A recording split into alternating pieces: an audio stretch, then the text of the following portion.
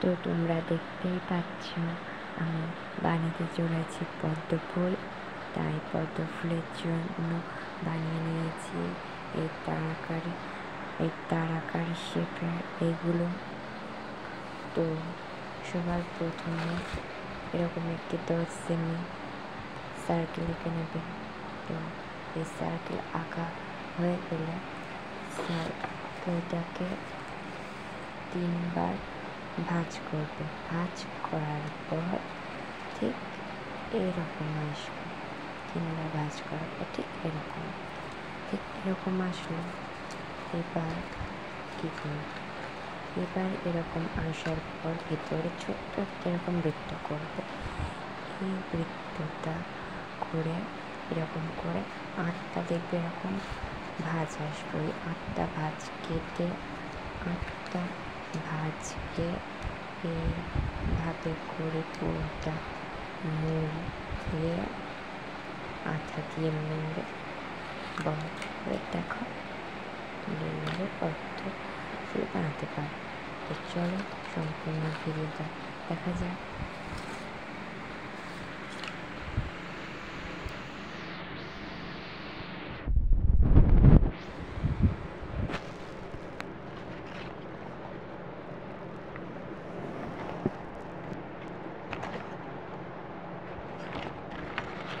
তোমরা দেখতে পাচ্ছ তৈরি করা হয়ে গিয়েছে। তো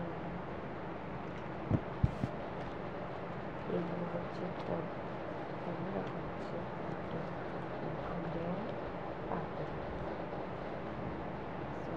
পাপড়িগুলো। এগুলো হচ্ছে ফুলের পাতা। যেহেতু মাঝে গোলাপি পাপড়ি পাতা নেই, তার জন্য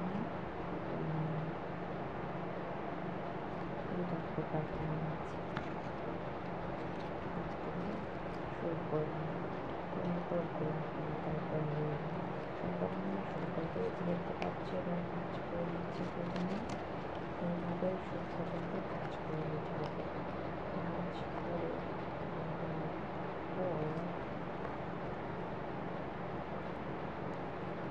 আঠা দিয়ে মারতে হবে।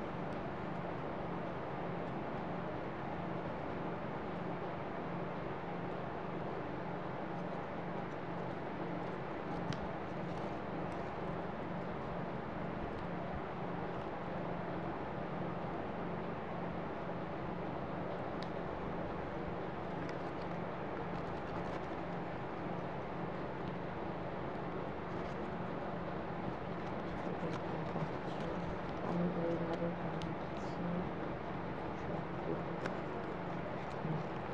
এইভাবে বানিয়ে এবার রং করে আঠা মেরে তারপর এই শেপে বানাবো। এরকম এই ফুলগুলোকে করবো আমি। তো এরপরে সবগুলোকে চিড়ে পদ্ম ফুল পরবর্তী ভিডিওতে দেখা যাচ্ছে। ভিডিওটা ভালো লাগলে লাইক করবে এবং সাবস্ক্রাইব করবে। ওকে, দেখা